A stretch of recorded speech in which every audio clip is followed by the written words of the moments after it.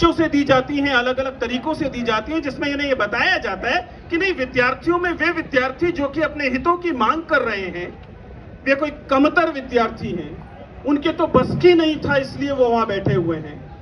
लेकिन जब ये नीट जैसी चीजें होती हैं, जब ये नीट परीक्षा लीक जैसी चीजें होती हैं, जब ये भरोसे तोड़ने वाली एक के बाद एक घटनाएं होती हैं, जब आपको पता लगता है कि 10 साल में 89 एग्जामिनेशन, 10 साल में 89 परीक्षाएं लीक हो जाती हैं, तब विद्यार्थियों को शायद समझ में आना शुरू होता है कि वे लोग जो परीक्षा में शुचिता की मांग करते हैं, वे जो नीतियों में बदलाव की मांग करते हैं, वे लोग जो ये मांग करते हैं कि हमें इंफ्रास्ट्रक्चर मिलना चाहिए, वे लोग जो मांग करते हैं कि पब्लिक फंडेड एजुकेशन बेहतर होनी चाहिए, वे दरअसल हमारी ही बात कर रहे थे। ये बात समझने में थोड़ा सा समय लगता है। बहुत बार मुझसे सवाल बार बार पूछा जाता है। आप तो जानते हैं कि मैं लगभग उस दुनिया से आता हूं जो कोचिंग सेंटर की परिधि पर चलती है। विश्वविद्यालय का शिक्षक हूं और कोचिंग सेंटर की परिधि पर अक्सर ट्रैवल करता रहता हूं, और मुझे दोनों तरफ के लोग कहते हैं। कोचिंग इंडस्ट्री वाले लोग तो बहुत सालों से कह रहे हैं, आप जानते हैं कि हमारे दोस्त महत्वपूर्ण कोचिंग चलाते रहे हैं, वो 10 साल से कह रहे हैं कि बहुत पैसा मिलेगा, वहां से यहां आ जाइए, क्लास लेने की बात है, क्लास वहां लेते हो, क्लास यहां ले लेंगे। और मैं हर बार ये कहता रहा कि पब्लिक फंडेड एजुकेशन मेरे ऊपर कर्जा है, इसे समझिए। विजेंद्र चौहान जो इस समय आपसे बात कर रहा है, वो भजनपुरे के एक म्यूनिसिपल स्कूल से निकला है।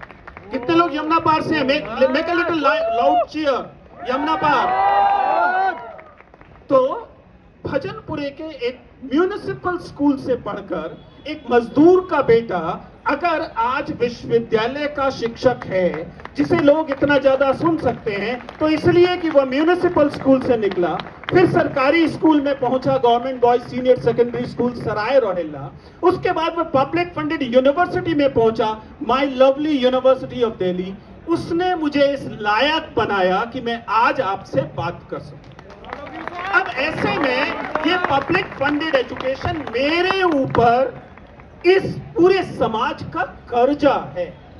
अगर मैं इस कर्जे को चुकाने में चूकता हूं, तो मैं एक कृतज्ञ व्यक्ति, मैं एक कृतज्ञ नागरिक हूं, और इसीलिए मैं इतनी एहसान फरामोशी करना नहीं चाहता। इसलिए मुझे ये जरूरत महसूस पड़ती है कि जब भी शिक्षा के सवाल पर, विद्यार्थियों के प्रश्न पर सामने आना पड़े, तो फिर जैसा मेरे दोस्त अभिनय अभी कहकर गए हैं, फिर डरने से काम नहीं चलता।